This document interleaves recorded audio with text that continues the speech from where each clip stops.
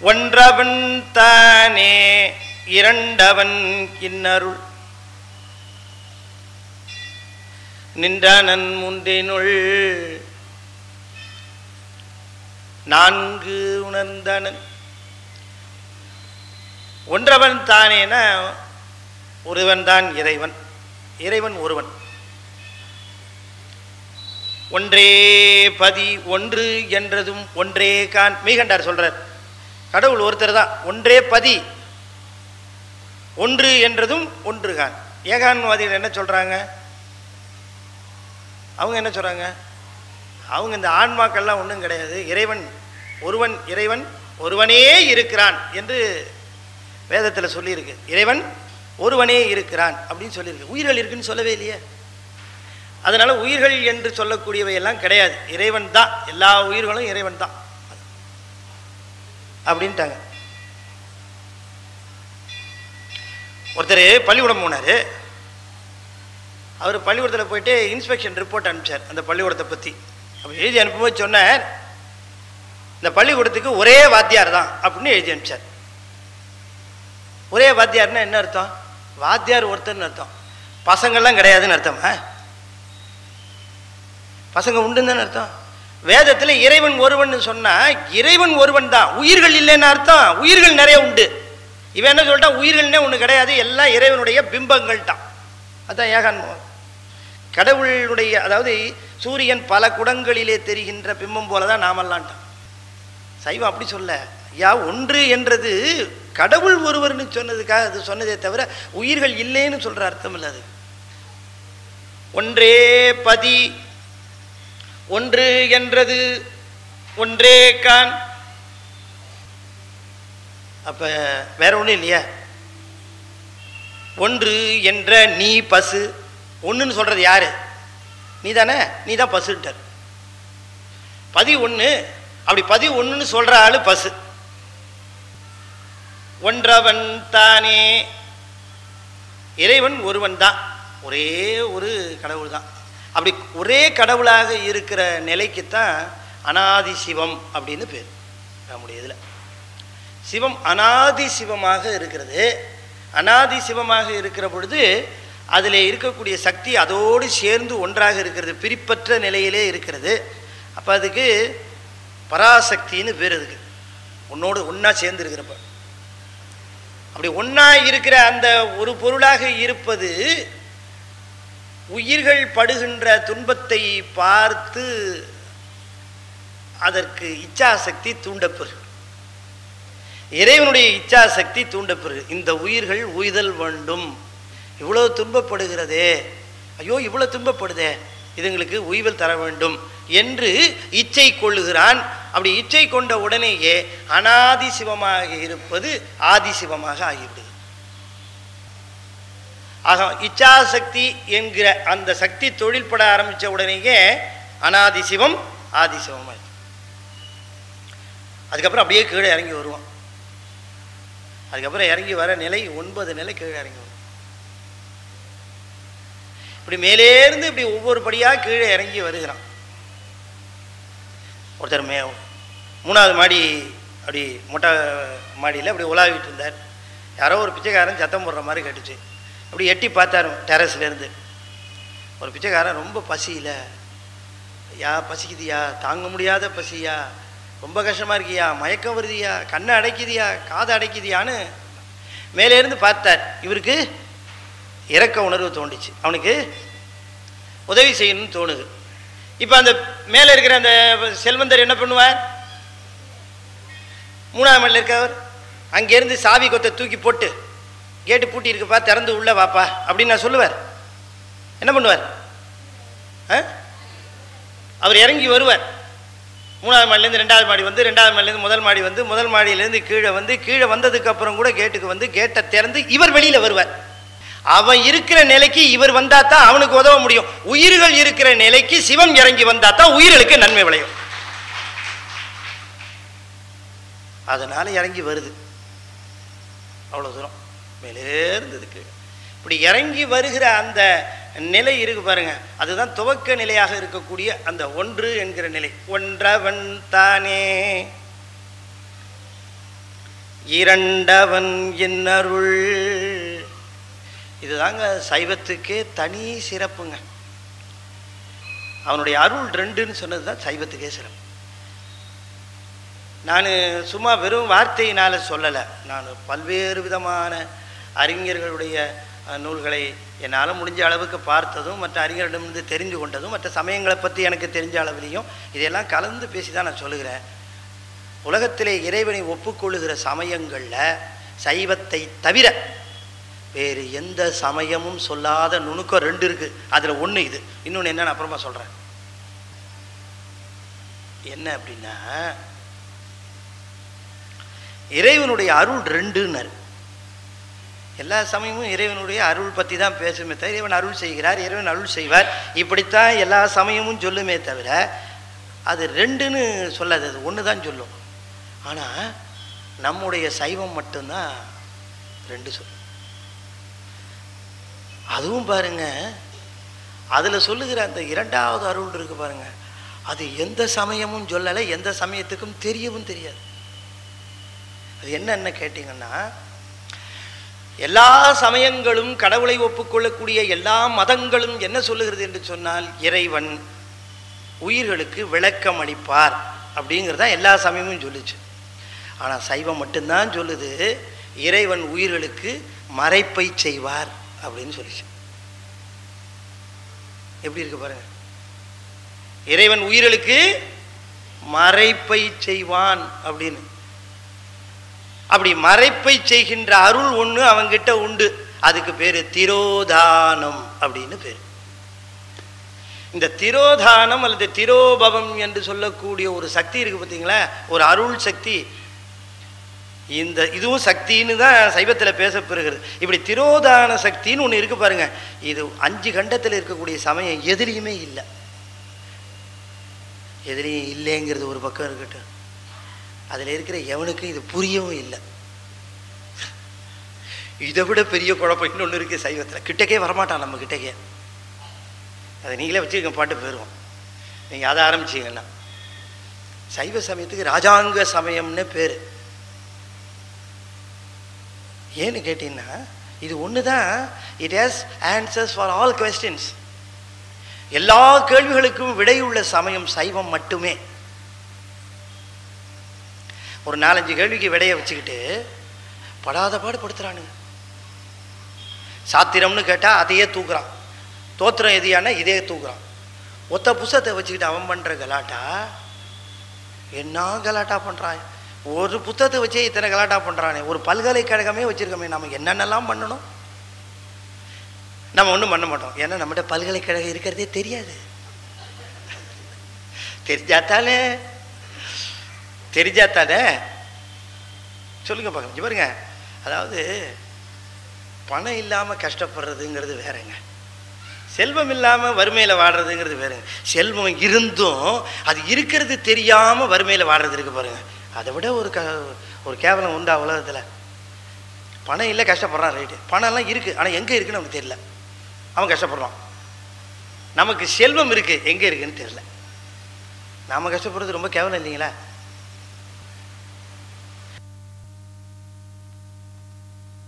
நம்மளே இல்லை, இன்னும் அறிந்து கொள்ளாமல் இருக்கிற மற்றவர்கள். அது என்னங்க திரோதானம்? அது என்னது மறைப்பு செய்கிறார்? ஏன் மறைப்பு செய்யணும்? அதாவது உயிர்கள் சென்று இறைவனிடம் பலவற்றை கேட்கின்றன. எனக்கு அதை கொடு இதை கொடுலாம் கேட்குது. அப்பப்போ இருக்கிற கவலை நமக்கு ஆயிரும். அந்தந்த சமயங்களில் தோன்றுகிற அந்தந்த பிரச்சனைகளுக்கு நாம் தீர்வு காண வேண்டி அந்தந்த பிரச்சனைகளுக்காக சென்று அவரை இதை கொடு அதை கொடுன்னு கேட்குறோம். கேட்குறது தப்பா ரைட்டா அது அப்புறம் பார்க்கலாம், அது இன்னொரு வாதம் இருக்குது, அது அப்புறம் வரும். கேட்குறோம், கேட்குறோமா இல்லையா? கேட்குறோம். கேட்குற பொழுது அவர் கொடுக்குறாரா கொடுக்கலையா? கொடுக்குறாரா கொடுக்கலையா? கொடுக்குறாரா? கொஞ்சம் தயக்கமாக தான் சொல்கிறாங்க. எல்லாருக்கும் கொடுக்குறாரு சார், எனக்கு கொடுக்குற மாதிரி இல்லை. கொடுக்குற வேண்டுவார் வேண்டுவதே கொடுப்பாரு. கொஞ்சம் சில சமயம் தாமதமாகும். தாமதத்துக்கு காரணம் நாம் இன்னமும் கடவுள் மேலே கோபம் போடுவோம். ஆனால் அவருக்கு தான் தெரியும் என்ன காரணம். அவருக்கு தான் தெரியும் என்ன காரணம். என்னங்க திருச்சத்தி முற்றத்தில் போய் நீ எனக்கு திருவடி தீட்சை கொடுன்னு கேட்குற இல்லையா? யார் கேட்குறது? அப்பர் சுவாமி கேட்குறார். உன்னுடைய திருவடியை எனக்கு சூட்டுன்னு கேட்குறேன். கொடுத்தா என்ன தப்பு? இவர் என்ன சொன்னார்? என்ன சொன்னார்? திருநல்லூருக்கு வா அப்படின்னு விட்டார். என்ன பாடுபட்டுச்சு அவர் மனசுங்கிறது அவர் தேவாரத்தை படித்தா தான் உங்களுக்கு தெரியும். அங்கேருந்து நீ திருநல்லூருக்கு வான உடனே அப்பர் மனசு சொல்லனாத பாடுபட்டுச்சு. நினைந்துருகும் அடியாரை நைய வைத்தார். அவரையே நினைந்து நினைந்து நினைந்து உருகுகின்ற அடியார்களை அவர் மேலும் நைய வைத்தார். மனசு நஞ்சு போகும்படி செய்கிறார். நான் கேட்டால் உடனே கொடுத்தா என்ன தப்பு? இவரை யார் வந்து கேட்க போறா? நீ ஏன் கொடுத்த அப்படின்னு கேட்க போறாங்களா? எனக்கு கொடுத்துருக்கலாமே. அதை விட்டுட்டு திருநல்லூர் வாங்குறாரு. அங்கே போனால் வேற என்ன ஜவாப் சொல்லுவாரோ தெரியலையே. நீ இன்னொரு ஊர் பேரை சொல்லி அங்கே வாங்கிட்டாருன்னா என்ன பண்ணுறது? கொடுப்பாரோ மாட்டாரோ அப்படின்னு இல்லையா? மனசுக்கு கிளேசம். அங்கே போய் சேர்ந்தா அவர் என்ன பண்ணுறாரு? இவருக்கு முன்னாடி அவர் காத்துக்கிட்டு நிற்கிறார் திருநல்லூரில். இப்படி பார்த்துட்டு கொஞ்சம் எலிவேட்டட் பிளேஸில் தான் இருப்பார். அங்கே திருநல்லூர் போனீங்கன்னா கொஞ்சம் உயரமான இடத்துல தான் சுவாமி இருப்பார்.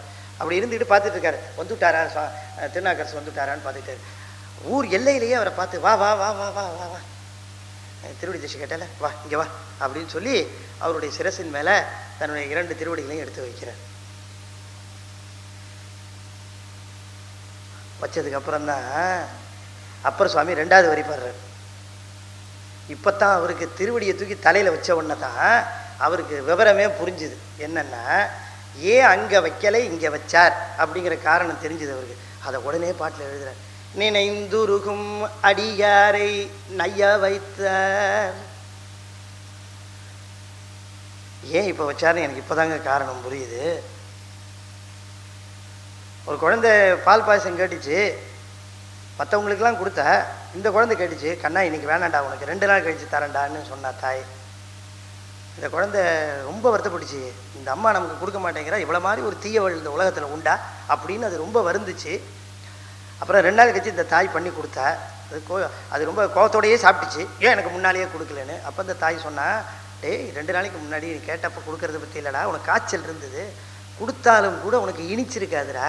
காய்ச்சல் நீங்குனாத்தான் இல்லையா அந்த பாயசம் இனிக்கும். அதனால காய்ச்சல் நீங்கட்டுமேனு காத்திருந்தேன், இப்போ கொடுத்தா கண்ணா குடிடா அப்படின்னா. அதுபோல அங்கே திருச்சத்தி முற்றத்தில் திருவடி தீட்சை கேட்ட உடனேயே சுவாமி கொடுத்துருந்தாருன்னா அதை நுகர முடியாதபடி அப்பர் சுவாமிக்கு ஏதோ வினை பயன் பாக்கி இருந்திருக்கு. அவர் திருச்சத்தி முற்றத்திலேருந்து திருநல்லூர் வர அந்த இடைப்பட்ட காலத்தில் அதை நீக்கிறதுக்கு சிவபெருமான் எல்லா முயற்சியிலும் செய்து நீக்கினார். திருநல்லூர் வந்த உடனேயே திருவடி தீட்சையை கொடுத்தார். உடனே தித்திச்சது சுவாமிக்கு. இந்த ஞானம் வந்தவனே சொல்லுகிறார், நில்லாமே தீவினைகள் நீங்க வைத்தார். ஓ, அதுதான் காரணமா? இந்த தீவினை நீங்கினா தான் அதை ருசிக்க முடியும் இல்லையா? இப்போ ரொம்ப பேர் சிவன் கோயிலுக்கு வரதுக்கே பயப்படுறோம். ஏன்னாங்கடா சார் முக்தி கொடுத்துருவாராமே சார் அவர், எங்களுக்கு அவ்வளோ ஒன்றும் அவசரமாக அது தேவைப்படலை சார். இப்படி பாதி பேருக்கு ஏன்னா அங்கே போய் நிற்கிறேங்கிறான். ஏன்னா அவர் செல்வம் கொடுக்குறாரா, இவர் முக்தி கொடுத்துருவார் போல இருக்கு சார். என்ன முக்தி என்ன அவ்வளோ சீப்பா வரவனுக்கெல்லாம் தூக்கி கொடுக்கறதுக்கு இல்லையா? நான் கேட்குறேன்னு தப்பாக நினச்சிக்காதீங்க. நான் பொதுவாக எல்லா இடத்துலையும் சொல்கிறேன் தான். திடீர்னு சுவாமி இங்கே வந்துட்டான்னு வச்சுங்க, இங்கே இருக்கிறவர்களுக்கு நான் முக்தி கொடுக்க தயாராக இருக்கிறேன், யார் யார் வருகிறீர்கள் அப்படின்னு கேட்டால் எல்லாரும் சேர்ந்து ஏக குரலில் என்ன சொல்லுவாங்கன்னா, அந்த மேடையில் சொற்பொழி பண்ணிட்டு இருக்காரு அவர் தான் முக்தியில் ரொம்ப விருப்பம் உடையவராக விளங்குகிறார். நீங்கள் அவரை அழைச்சிட்டு போக முதல்ல, நாங்கள்லாம் பின்னால் முதுவாக வரோம், வீட்டில் நிறையா வேலை இருக்கு இல்லையா? முக்தியெல்லாம் அப்படி கொடுத்துட மாட்டார் இறைவன்.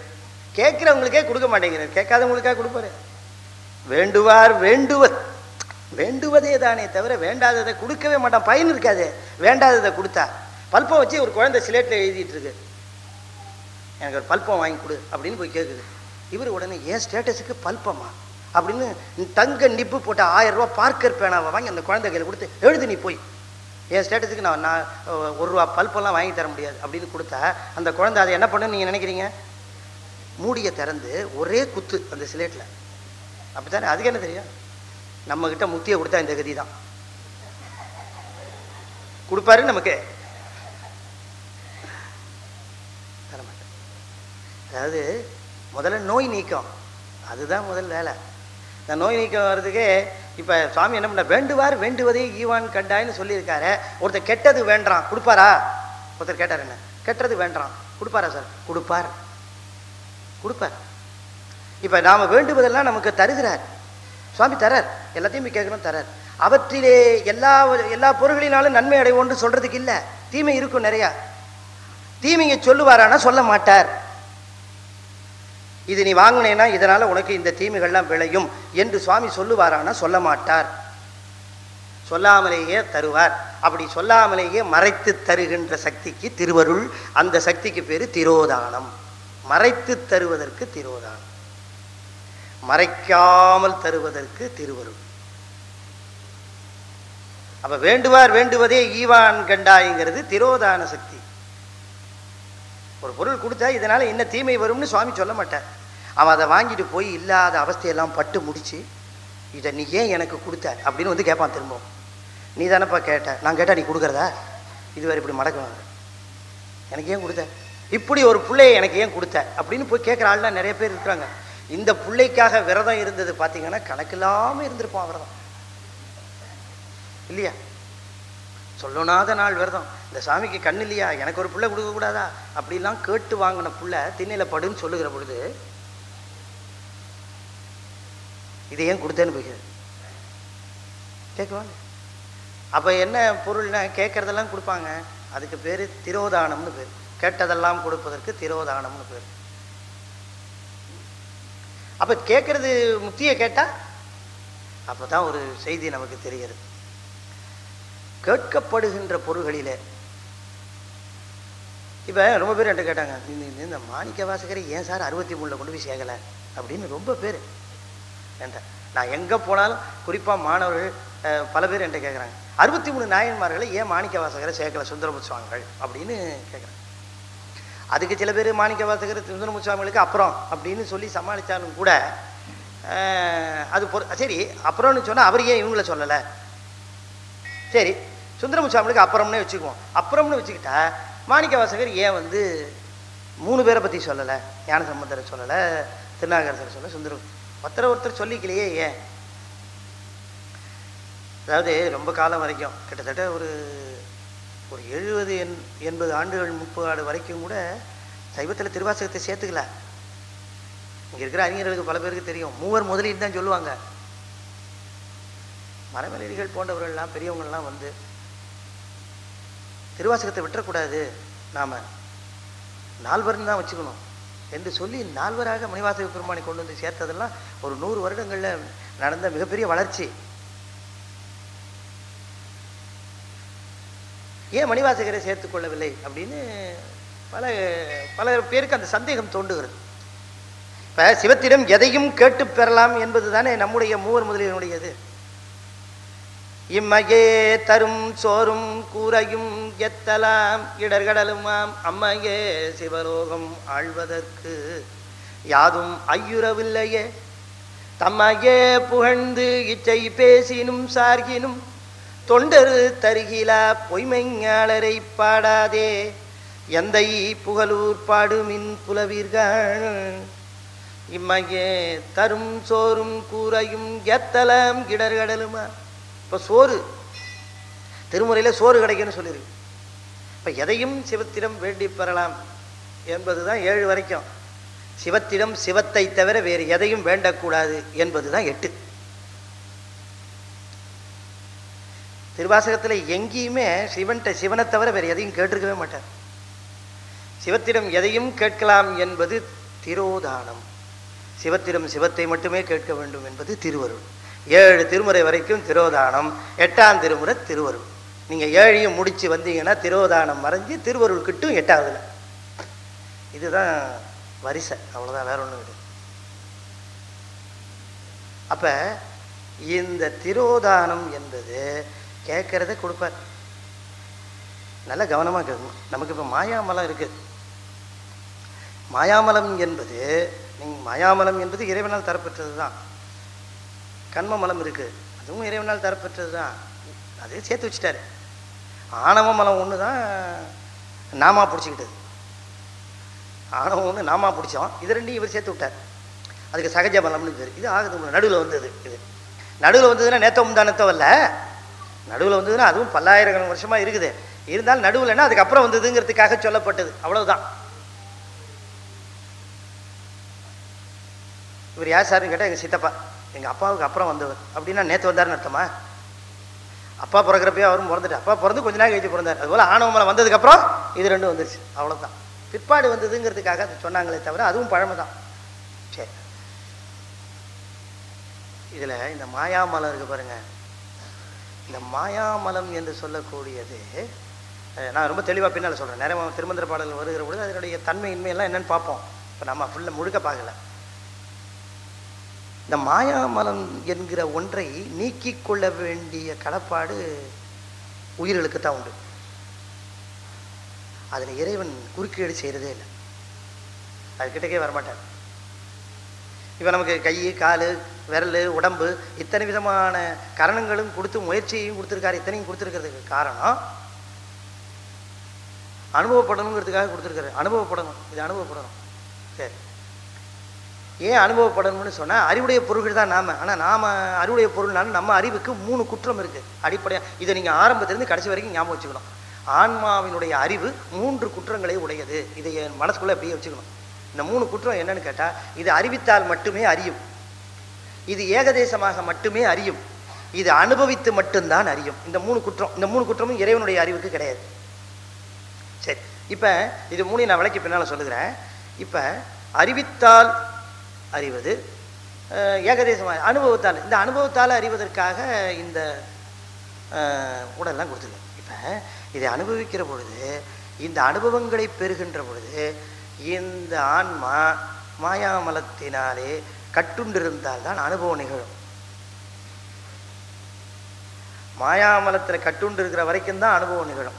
இப்போ மாயாமலத்திலிருந்து அது விடுபட வேண்டும் என்று சொன்னால் அதனுடைய முழு விருப்பு வெறுப்பினாலே தான் அது விடுபட முடியும்.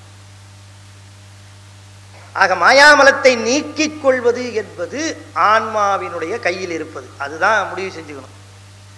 அது நீக்கிக்குச்சின்னு வச்சுங்க, மாயாமலத்திலேருந்து உடனே இறைவன் வந்து கண்மத்தையும் ஆணவத்தையும் நீக்குவார். நம்முடைய விருப்ப வெறுப்பில் அவர் குறுக்கீடு செய்யறதே இல்லை. இந்த உலகத்தில் இதை அனுபவிக்க வேண்டும் என்று நாம் விரும்புகிற வரைக்கும் நமக்கு பிறப்பு கொடுத்துக்கிட்டே இருப்பார். எனக்கு இது வேண்டாம், எனக்கு போதும், இதெல்லாம் எனக்கு பிடிக்கலை அப்படின்னு எந்த தருணத்தில் சொல்லுகிறோமோ அந்த தருணத்தில் உடனே வந்துடுவார் நேரம். அப்போ தான் கண்மமலத்தை நீக்குவார். மாயாமலத்தை நீக்கிக் கொள்வது என்பது ஆன்மாவினுடைய சொந்த விருப்பம். மாயை நீங்குமானால், மாயாமலம் நீங்குமானால் வேகமாக வந்துடுவார் இறைவர். அடைய படை, இவனுக்கு வேணாங்கிறாயா, இவனை திரும்ப இங்கே கொண்டு வரதில்ல, பிரயோஜனம் இல்லை. இவன் இங்கே திரும்ப வரதுக்கு காரணம் இவனுடைய வினைகள், அதை முழுக்க நீக்கணும், அதனால் கண்மத்தை நீக்கணும்னு நேராக வந்துடுவார் குருவா. இதாங்க விஷயம். அப்போ நமக்கு மாயாமலம் இருக்கிற வரைக்கும் அவர் கண்மத்தை நீக்கிறதுல எந்த முயற்சியும் பிரயோஜனம் இல்லை. ஏன்னா அவர் கண்மத்தை நீக்கினா நீங்கள் புதுசாக கண்மத்தை உண்டு பண்ணிக்கிட்டே இருப்பீங்க. இப்போ புரிஞ்சுதுங்களா அந்த கனெக்ஷன்? அவ்வளோதான். அப்போ நமக்கு விருப்பு வெறுப்பு இருக்கிற வரைக்கும் இங்கே வந்துட்டு போயிட்டு இருப்போம். நமக்கு என்னைக்கு விருப்பு வெறுப்பு நீங்குதோ அன்னைக்கு திருவருள் வந்துடும். அப்போ அவர் இந்த கண்மத்தை நீக்கிறதுக்காக வருவது தான் குரு. ஏன்னு கேட்டிங்கன்னா ஸ்டாக்கில் நிறையா இருக்கும், சஞ்சி தான், அதெல்லாம் பிறப்பெடுத்து தான் தீரணுமான அவசியம் இல்லை. ஆனால் அதெல்லாம் தீர்ந்தா தான் ஆணவத்துக்கு போக முடியும். அதெல்லாம் தீரணும்னா அத்தனையும் பிறப்பெடுத்து தான் தீக்கணும்னு அவசியம் இல்லை. விண்ணளவுக்கு மரங்களை அடுக்கி வச்சுருந்தாலும் ஒரு சின்ன நெருப்பு போதாது தீக்கிறதுக்கு.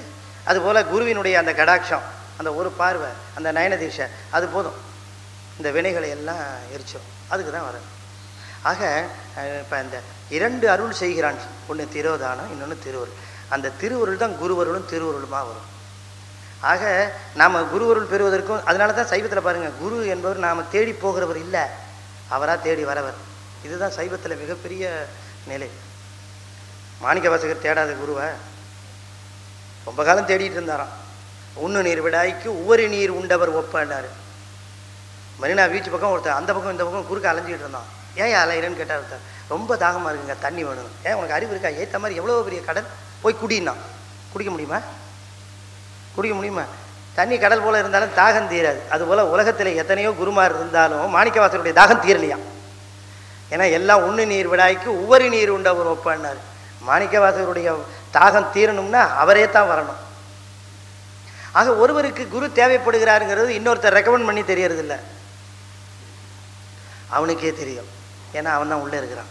இந்த பக்குவம் என்பது புறத்தே நிகழ்வதல்ல, அகத்தே நிகழ்வு. சார் இதெல்லாம் நான் ஒன்றும் சாப்பிட்றதே இல்லை சார் அப்படின்ட்டு உள்ளே போய் வெட்டிக்கிட்டு இருப்பான். எனக்கு இதுலலாம் ஒன்றும் விருப்பம் கிடையாது சார் அப்படின்னு. இது புறத்தே நிகழ்வது, அகத்தே என்ன நடக்குதுன்னு நமக்கு தெரியாது. அப்போ இவனுக்கு உண்மையிலேயே மாயாமலம் நீங்கிச்சா இல்லையான்னு பிரத்யார சர்டிஃபிகேட் கொடுக்கறது உள்ள ஒரு ஆள் இருப்பான். பொக்கம் மிக்கவர் பூவும் நீரும் கண்டு நக்கு நிற்பர் அவர் தம்மை நானியே. டே என்னடா இது, வெளியில தான் ஏமாத்துறனால உள்ளேயும் என்னையும் ஏமாத்த பார்க்குறியா அப்படின்னு உள்ள சிரிப்பாராம். நக்கு நிற்பர், நக்கலா சிரிப்பாராம் உள்ள. நக்கலா சிரித்த முதல் ஆடு நம்ம சிவபெருமான் தான். நகுதல்னாலே நக்கலா சிரிக்கிறது தான். இடுக்கன் வருங்கால் நகுகன சிரிங்கன்னு சொல்லவே இல்லை வள்ளுவர். சிரிச்சா பைத்தியக்காரன் ஆகிடுவான், சிரிக்க சொல்ல. அப்படி ஏளனமா ஒரு சிரிப்பு சிரி, அதை பார்த்து. ஏன்னா அதனை அடுத்து ஊறுவது அகுதொப்பதில், அது ஏளன சிரிப்பு நகுதல் என்பது. ஆக உள்ளே இருக்கிற ஆளுக்கு தெரியும், அகத்துரு நோய்க்கு உள்ளினரே அன்றி அதனை சகத்தவரும் காண்பவரோதான். திருவருட்பயனில் கேட்கிறார் உமாபதி சிவம். உள்ள ஒரு ஆள் எவ்வளவு பக்குவப்பட்டிருக்காங்கிறது வெளியில இருக்கிறவனுக்கு ஐயா தெரியும், உள்ளே இருக்கிற சுவாமிக்கு அல்லவா தெரியும். சிவத்துக்கு பக்குவம் வந்துருச்சு, அதனால உள்ள பக்குவம் வந்துச்சுன்னா வெளியில குருவா வருவார். ஆக இந்த திரோதானம் திருவருள் என்கிற இரண்டு நிலைகளிலே ஆன்மாக்களுக்கு அருள் செய்யும். ஒன்றவன் தானே, இரண்டவன் இன்னருள் என்கிற அந்த முதல் வரியை மட்டும் இன்னைக்கு நாம பார்த்தோம். நின்றனன் மூன்றில் உள்ளனர். இந்த முதல் பாட்டையே, இந்த பாயிர பாட்டுக்கு இந்த முதல் பாட்டிலேயே அத்தனையும் தொகுத்து சந்த திருமூலர் அருள் செய்த பாட்டு இதுலங்கிறது சந்தேகம் இல்லை. ஏன்னா சேக்கிழாரும் சர்டிஃபிகேட் பண்ணிட்டார். அதனால இந்த பாட்டு அந்த அளவுக்கு பன்மை வாய்ந்தது. நின்றனன் மூன்றின் உள்ளனர். அப்ப உயிர்களுக்கு அருள் செய்ய வேண்டும், அதுகளுக்கு கருணை புரிய வேண்டும் என்று எண்ணின உடனேயே நான் சொன்ன பாருங்க, 3 மாடி கடந்து வந்தாருன்னு. 3 மாடி, அதுதான் 3 டெக்கு அல்லது 3 டயர் அப்படி வேணா வச்சுங்க. 3 டெக்கு, ஒவ்வொரு டெக்குலேயும் சில நிலைகள் உண்டு. முதல் டெக்கு அப்படிங்கிற நிலையில அது மேலேருந்து இப்படி கீழே வந்தவுடனே ஆதி சிவம் ஆதி சக்தி அப்படின்னு 2ஆ பிரிஞ்சிருவார். அனாதி சிவம்னு இருந்தத, அப்புறம் என்னாச்சு, ஆதி சிவம் ஆதி சக்தி. இந்த ஆதி சிவம் ஆதி சக்தின்னு பிரிஞ்ச உடனேங்க அதுக்கப்புறம் ஆதி சிவத்துக்கு வேலையே கிடையாது, கம்ப்ளீட்லி அன்எம்ப்ளாய்டு. ஆதி சிவம் வேலையே கிடையாது, அவ்வளோதான், உட்காந்துருக்காரு கையை கட்டி. எல்லாம் ஆதிசக்தி தான் கம்ப்ளீட்டா. இப்ப நாம வழிபடுற இந்த சிவலிங்கம், தியாகராஜர், சோமாஸ்கந்தர் எல்லாம் ஆதிசக்தி தான். ஆமா, அப்படிதான் சைவம் சொல்லுது. அந்த ஆதிசக்தியிலிருந்து முதல்ல வருவது சிவம், அடுத்தது சக்தி, அடுத்தது நாதம், அடுத்தது விந்து. இதை நான் பின்னாலே விரிச்சு சொல்லுகிறேன் உங்களுக்கு. இது எப்படி நாதம், எப்படி விந்து. இந்த இந்த ஆதிசக்தியிலிருந்து முதல்ல வந்தது என்ன சொன்னேன், சிவம், அடுத்தது சக்தி, அடுத்தது நாதம், அடுத்தது விந்து. இந்த 4ம் அருவநிலை. இந்த 4ம் என்ன, அருவநிலை. இதுக்கு லயம்னு பேர், இதுக்கு லயம், லயநிலை அப்படின்னு பேர். இப்படி அருவநிலை 4ஆக நிற்கும். இந்த அருவநிலை 4லையும் இந்த உயிர்களுக்கு கான்டாக்ட் பண்ண முடியாது, இதுக்கு உதவ முடியாது, இன்னும் கீழே இறங்கணும். அருவநிலையிலிருந்து அரு உருவ நிலையாக இந்த 4க்கு அப்புறம் ஒரு நிலை வருகிறது, அதுதான் சதாசிவம். இப்ப சொல்ற பாருங்க, சிவம், சக்தி, நாதம், விந்து. இப்போ இதில் ஒரு சின்ன குழப்பம், வேறு புத்தகங்களில் படிச்சிங்கன்னா குழப்பம் உங்களுக்கு வந்துடக்கூடாது. அதனால் உங்களுக்கு இதை தெளிவுபடுத்துகிறேன். எப்படின்னா, இந்த சிவம் சக்தியை என்ன பண்ணுவாங்க, சில சமயம் பரநாதம் பரவிந்து அப்படின்னு குறிப்பிடுவார்கள். கீழே இருக்கிறத அபரநாதம் அபரவிந்து. ஆனா போட்டால் கீழேன்னு அர்த்தம், அதோ முகம்னு சொல்ல, அதுபோல் ஆண் போய் கீழேன்னு அர்த்தம். அதுபோல் பரம்னா மேலே, அபரம்னா கீழே. அதுபோல் பரநாதம் பரவிந்து, அபரநாதம் அபரவிந்து. நீங்கள் எப்படி ஞாபகம் வச்சுக்கிட்டாலும் சரி, இல்லை சிவம் சக்தி நாதம் விந்து இப்படி ஞாபகம் வச்சுக்கிட்டாலும் சரி. ஆகக்கூடிய இதுதான் வரிசை. இந்த வரிசையிலே இப்படி 4 வந்து இது லயநிலை, அருவநிலை. அருவநிலையிலேயே இருந்தால் நமக்கு ஒன்றும் பிரயோஜனப்படாது. அதனால உருவத்துக்கு போகணும். அருவத்துக்கும் உருவத்துக்கும் போகிறப்ப நடுவில் ஒரு ஜங்ஷன் இருக்கு, அதான் அரு உருவம், அது சதாசிவம். மொத்தம் எத்தனை ஆச்சு? ஆதிசக்தியை விட்டுறணும். எத்தனை ஆச்சு? முதல் டெக்கில் எத்தனை சொன்னேன்? சிவம் சக்தி, நாதம், விந்து, 4 ஆச்சு. இப்போ 4 மேலே லயம். அடுத்தது என்ன சொன்ன? சதாசிவம், அரு உருவம். அருவம் 4, அரு உருவம் 1, 4 1 5 ஆச்சு. இது லயம், இது போகம். இதுக்கு என்ன பேரு? போகம். லயம் 4, போகம் 1. சரி, இப்போ இதுவும் கூட அரு உருவமாக இருக்கிறது கூட இன்னும் நமக்கு பிரயோஜனப்படாது. இன்னும் இறங்கணும் கீழே, இன்னும் இறங்குறார். இப்போ முதல் மாடியிலேருந்து 3வது மாடியிலேருந்து 2வது மாடிக்கு வந்தார். அதுதான் 2வது மாடி தான் சதாசிவம். முதல் மாடியில் தான் 4 நிலை, அதான் முதல் டெக்கு. இப்போ 3வது மாடியிலேருந்து 2வது மாடி வந்தார். 2வது மாடியிலேருந்து திரும்ப முதல் மாடிக்கு வந்தாகணும். அதுதான் மகேஸ்வர மூர்த்தங்கள் என்று சொல்லக்கூடிய உருவ நிலை. அப்போ அருவ நிலை, அரு உருவ நிலை, உருவ நிலைக்கு வரார். உருவ நிலைக்கு வருகிற பொழுது முதல்ல மகேஸ்வரர். அதுக்கு அடுத்தது அருவம் ஒரு 4, அரு உருவம் 1, 4 1 5 ஆச்சு. இதெல்லாம் நம்ம சொத்து. எவ்வளோ விளக்கமாக நம்ம பெரியவங்க எழுதி வச்சுருக்காங்க பார்த்தீங்களா? இது மாதிரி இறைவனுக்கும் ஆன்மாவுக்கும் இருக்கக்கூடிய தொடர்பை இவ்வளவு தெளிவாக எந்த சமயத்திலையும் கிடையாது, சைவத்தில் மட்டும்தான் உண்டு. என்னை பொறுத்த வரைக்கும் சைவ சமயம் இருக்குது பாருங்கள், இட்ஸ் சயின்டிஃபிக், இட்ஸ் நாட் நான் சயின்டிஃபிக். எல்லா சமயங்களும் நான் சயின்டிஃபிக். ஒரு கேள்வியை கேட்டுட்டே வந்தால் ஒரு கேள்வியில் சொல்லிடும், இதுக்கு மேலே கேட்காத சாமி கண்ணை குத்திடும் அப்படின்னு சொல்லுவோம். அதுக்கு மேலே கேள்வி கேட்டால் அபச்சாரம்ன்றோம். சைவம் அப்படி இல்லை. Down to the last question it answers. இறுதி கேள்வி வரைக்கும் விடை இருக்கிற ஒரே சமயம் சைவ சமயம் மட்டும்தான் என்று என்னால் உறுதியாக அடித்து சொல்ல முடியும். விடை உண்டு. சரி, மேலே ஒரு 4, நடுவில் 1, 4 1 5. இதை திரும்ப திரும்ப சொல்கிறது காரணம், நீங்கள் கடைசி வரைக்கும் இதை மறக்கக்கூடாது. கடவுள் எவ்வளோ கருணை உடையவர்னு பாருங்கள், எவ்வளோ தூரம் இறங்கி வராருன்னு பாருங்கள். அதுதான் நீங்கள் சொல்லணும். எவ்வளோ தூரம் இறங்கி வந்திருக்கிற அந்த கருணாமூர்த்தி, அவருடைய கருணையை அறிந்து கொள்ள வேண்டும் என்று சொன்னால் அது நமக்கு ஞானிகளுக்கு நமக்கு என்ன வித்தியாசம்? கோயிலில் நாம் போகிறோம், ஞானிகளும் கோயிலுக்கு போகிறாங்க. என்ன வித்தியாசம் தெரியுங்களா? நாம் போய் இன்னும் என்னென்னலாம் வேணும், நீ என்னென்னலாம் கொடுக்கணும் தெரியுமா அப்படின்னு கேட்கறதுக்காக போகிறோம். ஞானிகள் இது வரைக்கும் நீ எனக்கு என்னென்னலாம் கொடுத்துருக்க தெரியுமா என்று சொல்வதற்காக ஞானிகள் போவார்கள். இதுதான் வித்தியாசம். நீ எவ்வளோ தூரம் தெரியுமா எனக்கு சகாயம் பண்ணியிருக்கிற, எவ்வளோ தூரம் தெரியுமா அருள் செய்திருக்கிற அப்படின்னு சொல்கிறதுக்காக ஞானி போவார். அருவம் 4, அருவுருவம் 1, இந்த 4 மூர்த்தங்கள் மகேஸ்வர மூர்த்தங்கள். இந்த மகேஸ்வர மூர்த்தம்னு சொன்னாலும் கூட மகேஸ்வரர் என்று சொல்லக்கூடியவரில் நல்ல கவனமாக கேட்கணும். மகேஸ்வரர், உருத்திரர், திருமால், பிரம்மன். எவ்வளோ சொன்னேன் இப்போ? 4. இந்த 4 உருவ நிலை. இன்னொரு தடவை சொல்லட்டுமா? மகேஸ்வரர், உருத்திரர், திருமால், பிரம்மா. இந்த 4 உருவ மூர்த்தங்கள். இப்போ நல்லா கவனமாக கேட்கணும். சுவாமி இந்த அருவம் ஒரு 4, அரு உருவம் 1, உருவம் ஒரு 4, மொத்தம் எத்தனை ஆச்சு? 9. நவந்தரு வேதம் என்று சொல்லக்கூடிய 9 நிலைகளில் இந்த ஆதிசக்தி இறங்கி வருகிற இந்த 9 நிலையத்தான் நவராத்திரியாக 9 படிகள் வைத்து வழிபடுகிற நிலை சைவத்திற்கு உண்டு. அப்போ சைவம் வழிபடுகிற இந்த நவந்தரு வேதம் என்பது, நவராத்திரி என்பது இந்த சக்தியினுடைய இது அத்தனையும் 9 நிலையும் மறைப்பாக நின்று அருள் செய்வது தான். இந்த 9 மறைப்பையும் கடந்து போனால் ஆதிசிவத்தை பார்த்துடலாம். அதனால தான் இந்த 9 திரோபவம். அதனால இந்த 9ஐயும் ராத்திரியில் கொண்டாடுவோம் நவராத்திரியில். இது மறைப்புங்கிறதுனால. ஆதிசிவம் ஒன்று தான் திருவருள். ஆக இந்த 3 நிலைகள் இருக்கு பாருங்க, லயம், போகம், இந்த 4 உருவம், அதுக்கு அதிகாரம்னு பேர். லயம், போகம், அதிகாரம். இந்த 3ல் நிற்கிறான் அவன். இந்த 3லும் சுவாமி இந்த 3லும் நின்று அருள் செய்கிறான். அவனுடைய அருள் சக்தி அந்த திருவருள் திரோதானம் என்கிற 2 அருள் நிலையிலே 3 லயம், போகம், அதிகாரம் என்கிற 3 நிலைகளிலே அருள் செய்கின்றவன் சிவன் என்கிற நிலையிலே ஒன்றவன் தானே, இரண்டவன் இன்னருள், நின்றனன் 3 என்று இந்த வரிசையை சொல்லுகிறார். தொடர்ந்து சொல்லுகிற அந்த வரிசைகளை நாம் தொடர்ந்து வருகின்ற மாதங்களில் இந்த பாடலை தொடர்ந்து சிந்திப்போம்.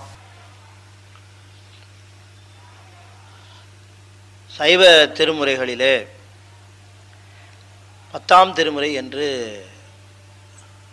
திருமந்திரத்தை சான்றோர்கள் தொகுத்து வைத்திருக்கிறார்கள்.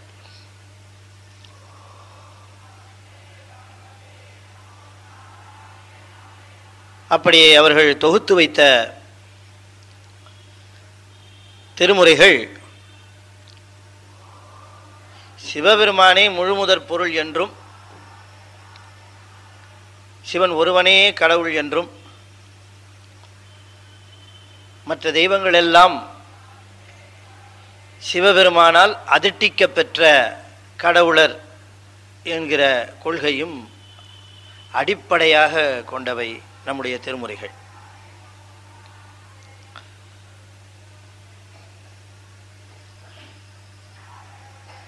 அப்படி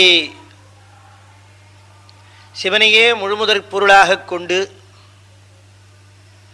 அருளாளர் செய்த நூல்களை எல்லாம் தொகுக்கிற பொழுது திருஞான சம்பந்த சுவாமிகள், திருநாவுக்கரசு சுவாமிகள், சுந்தரமூர்த்தி சுவாமிகள் ஆகியோர் அருளி செய்த அந்த நூல்களை எல்லாம் 7 திருமுறைகளாக தொகுத்தார்கள் சான்றோர்கள். இந்த நூல்களை எல்லாம் தொகுத்த பிறகுதான் மற்ற நூல்களையும் நாம் சேர்த்து கொள்ள வேண்டும் என்கிற எண்ணம் தோன்றவே திருவாசகம், திருமந்திரம், பட்டினத்தார் பாடல்கள், நக்கீரருடைய பாடல்கள், காரைக்கால் அம்மையாருடைய பாடல்கள் இவற்றையெல்லாம் நாம் விட்டுவிடக்கூடாது என்று பிறகு அவற்றையெல்லாம் பின்னே வைத்த திருமுறைகளாக தொகுத்தார்கள். எனவே இவைகளெல்லாம் காலத்தின் அடிப்படையிலே தொகுத்தவை என்று நாம் நினைத்து விடக்கூடாது. முதல் திருமுறைனா முதல்ல பாடினாங்க, 2ஆம் திருமுறைனா அதுக்கப்புறம் வந்தது, 4ஆம் திருமுறைனா அதுக்கப்புறம் வந்ததுன்னு நினச்சிடக்கூடாது. அதாவது யார் முதல்ல பாடினாங்களோ அது முதல் திருமுறை, யார் கடைசியில் பாடினாங்களோ அவங்க கடைசி திருமுறையை நாம் எண்ணி விடக்கூடாது. அதுக்காக சொல்கிறேன். நான் பார்க்க போனால் திருமூலருடைய திருமந்திரம் திருஞான சம்பந்தருக்கு முன்பாகவே பாடப்பெற்றது, எல்லாருக்கும் நல்லாவே தெரியும். ஆனால் அது 10வது திருமுறையாக இருக்கிறது. காரைக்கால் அம்மையார் எல்லாருக்கும் முன்பாகவே பாடிவிட்டார்கள், ஆனால் அது 11ஆம் திருமுறையில் இருக்கு. ஆக இந்த திருமுறைகள் என்று சொல்லப்பெறுவதெல்லாம் காலத்தின் அடிப்படையில் அமைந்தவை என்று நாம் கணக்கு பண்ணிடக்கூடாது. அந்த தெளிவு வரணுங்கிறதுக்காக சொல்கிறேன். காலத்தின் அடிப்படையிலே அவை தொகுக்க பெற்றவை அல்ல. அவ எதன் அடிப்படையிலே தொகுக்க பெற்றவை?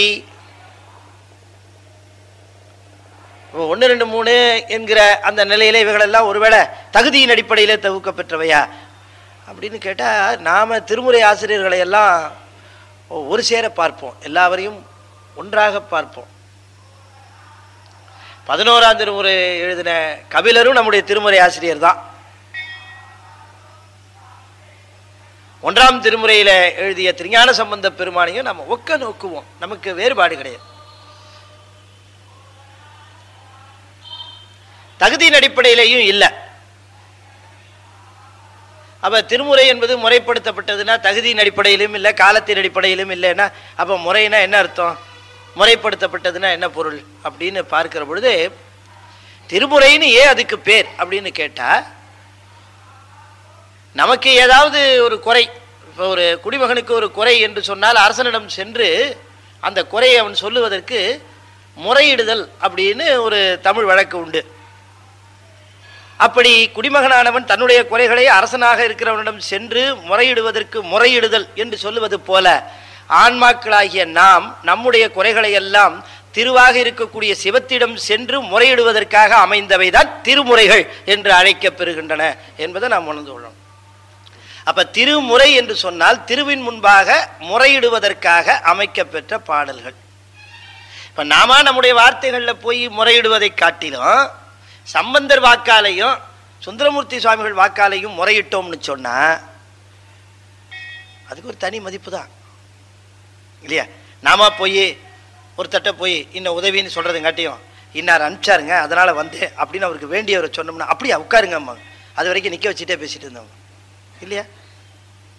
இன்னார் அனுப்பிச்சார் அப்படின்னு சொன்னா அதுக்கு ஒரு தனி நாமளும் போய் அப்படி நின்று நம்ம வார்த்தைகளை சொல்றதுங்காட்டியும் ஒரு திருஞான சம்பந்த தேவாரத்தை சொன்னால் சுவாமி திரும்பி பார்ப்பார், யாரோ திருஞான சம்பந்தர் பாடுறானே யாருது அப்படின்னு பார்ப்பார் நம்மளை. அந்த நேரம் பார்த்து நம்ம குறைய சொல்லிக்கலாம். இது ஒரு வழி. அந்த மாதிரியாக முறையிடுவதற்காக அமைந்த பாடல்கள் என்பதனாலே தான் அதுக்கு திருமுறை. திருன சிவம், திருன செல்வம், திருன சிவம். அதனால தான் நம்முடைய திருமுறை தலங்களுக்கெல்லாம் திருன்னு சேர்த்து சொல்லுவது வழக்கம். திரு ஒற்றியூர் அப்படின்னா சிவம் உரைகின்ற ஒற்றியூர். திருமயிலை அப்படின்னா சிவம் உரைகின்ற மயிலை அப்படின்னு அர்த்தம். ரொம்ப பேர் நினச்சிட்டு இருக்காங்க திருனா மரியாதைக்காக அதை போட்டுட்ருக்குறோம் அப்படின்னுட்டு. திருவாளர் திருன்னு போடுறோமே அது மாதிரி ஊருக்கும். ஒருத்தர் கேட்டார், என்ன சார் ஊருக்கு போய் திருன்னு போடுறீங்க? திரு ராமசாமி, திரு கந்தசாமி அப்படி தானே சார் சொல்கிறது. நீங்கள் திரு மயிலாப்பூர், திரு ஒற்றியூர் அப்படிங்கிறீங்களே, ஊருக்கும் மரியாதையாக திருன்னு சொல்லணுமா சார் அப்படின்னு கேட்டார். ஐயா, அந்த இடத்துல திரு என்பது என்ன பொருள்னா சிவம்னு பொருள். திரு ஒற்றியூர்னா சிவம் உரைகின்ற ஒற்றியூர் அப்படின்னு பொருள். அதுக்கு திருமயிலை அப்படின்னா சிவம் உரைகின்ற மயிலை. திரு சிராப்பள்ளி சிவம் உரைகின்ற சிராப்பள்ளி. சிராப்பள்ளி குன்றுடையானை கூரையன் உள்ளம் குடிருமே. ஞானசம்பந்தர் சொல்றார், நன்றுடையானை தீயதிலானை. நல்லதுதான் செய்வானா, தீமை செய்ய தெரியாதவன். அப்ப நிறைய தீமை வருத அப்படின்னா அது நீயே செஞ்சுக்கிட்டது, அவ்வளவுதான். நல்லது செய்யறதுன்னா அது ஈஸ்வரன் செஞ்சது, தீமை இருக்குன்னா அது நீயே உனக்கு செய்துகிட்டது, அவ்வளவுதான். ஆக இந்த திருமுறைகளில் இந்த 10வது திருமுறையாக அமைக்கப்பெற்ற திருமந்திரம் எண்ணிக்கையில் 10 இருக்குதே, அது பிற்காலத்தில் வந்ததுன்னு நினைச்சிடக்கூடாது. அதுக்காக இவ்வளவு தூரம் நான் ஒரு முன்னுரை சொல்லுகிறேன். காலத்தால் முந்தியதுதான் அது.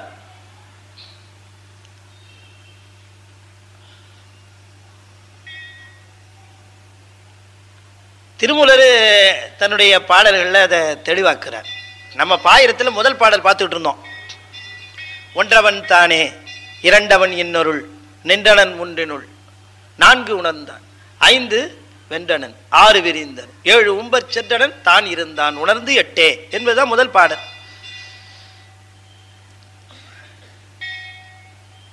ஒன்றவன் தானே என்பதற்கு நாம பொருள் பார்த்தோம். ஒரு பொருளாக ஒன்றாக ஆதியாக விளங்குகிற ஒரு பொருளாக இருக்கிறவன் தான் படிநிலைகளாக இறங்கி வந்தான். மூலப்பொருள் ஒன்று, ஆதி பொருள் ஒன்று, அனாதி சிவம்னு பேர். அதுக்கு அனாதி சிவமாக இருக்கிற பொழுது பராசக்தி அதனுடைய ஒடுக்கம், அது அனாதி சிவம், அது ஒன்றாக இருந்தது. இரண்டவன் இன்னருள் அப்படின்னு பார்த்தோம். அது திரோதானம் திருவருள் அப்படிங்கிறதையும் நாம் விளக்கி சொன்னோம். இரண்டவன் இன்னருள் அப்படின்னு அதை கூட ரொம்ப விரிவாக நான் சொன்னேன். மற்ற சமயங்களில் இந்த திரோதானம்ங்கிறதே கிடையாது. மறைப்பு சக்தி என்பது இறைவன் மறைக்கிறான் என்பது எந்த சமயத்திலையும் சொல்லப்படலை. நம்முடைய சமயத்தில் மட்டும்தான் இந்த திரோதானம் என்கிற ஒன்று இருக்கிறது. மறைப்பு சக்தி ஒன்று அமைந்திருக்கிறது. இறைவனுடைய அருள் 2 விதமாக இருக்கிறது. ஒன்று திரோதானம், இன்னொன்று திருவருள் அப்படின்னு பார்த்தோம். நின்றனன் முன்றினுள் அதுவும் பார்த்தோம். லயம் போகம் அதிகாரம் அப்படிங்கிற 3 நிலைகள்னு நிற்கிறான். லயநிலை, போகநிலை, அதிகார நிலை. லயம்னு சொன்ன அருவநிலை, போகம் அரு உருவம், அதிகாரம் உருவநிலை. அருவநிலை 4, அரு உருவம் 1, உருவநிலை 4. நாதம் விந்து சிவம் சக்தி அருவநிலை 4. லயம் போகம் சதாசிவம் 1, 4 1 5. அதிகாரம் 4, அதுதான் மாகேஸ்வரம், உருத்திரம், திருமால், பிரமன். இது 4 உருவம். அப்போ 4 1 4 9 நிலை. இதுக்கு நவந்தரு வேதம் என்பது சைவ சித்தாந்தத்தில் சொல்லுகிற நிலை. இப்போ நாம் பார்க்குற இந்த சைவ சித்தாந்தம் என்பது இருக்குத, இது சைவ சித்தாந்தம் என்று சொன்னால் ஏதோ ஒரு தத்துவங்களின் கூட்டம், கொள்கைகளினுடைய ஒரு சேர்க்கை அல்லது தத்துவ பிரகடனம் என்கிற அந்த ஒரு விளக்கம் தான் இது வரைக்கும் சைவ சித்தாந்தம் அப்படின்னா. நீங்கள் ஒரு கவனமாக ஒன்று தெரிந்து கொள்ள வேண்டும். சைவ சித்தாந்தம் என்பது ஒரு நெறி. சைவ சித்தாந்தம் என்பது நெறி. முடிந்த முடிவாய நெறி. சித்தம்னா முடிவு, அந்தம்னாலும் முடிவு, எல்லா முடிவுகளுக்கும் முடிவானது சித்தாந்தம். வேதாந்தம் வேதத்தினுடைய முடிவு, சித்தாந்தம் எல்லா முடிவுகளுக்கும் முடிவானது. இப்ப சித்தாந்தம் சைவ சித்தாந்தம் இது ரொம்ப தெளிவா சொல்லுகிறார் தாய்மானவர் சொல்லுகிறார்.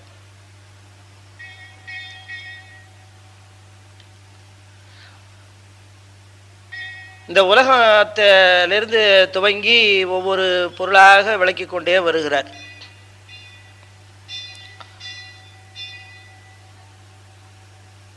ஐவகை பூதமெனும் ஆதியை வகுத்து,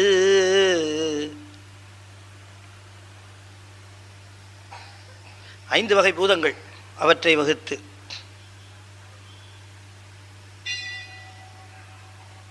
அதனுள் சர அசர பேதமெல்லாம் யாவையும் வகுத்து, நல் அறிவையும் வகுத்து, மறை ஆதி நூலையும் வகுத்து,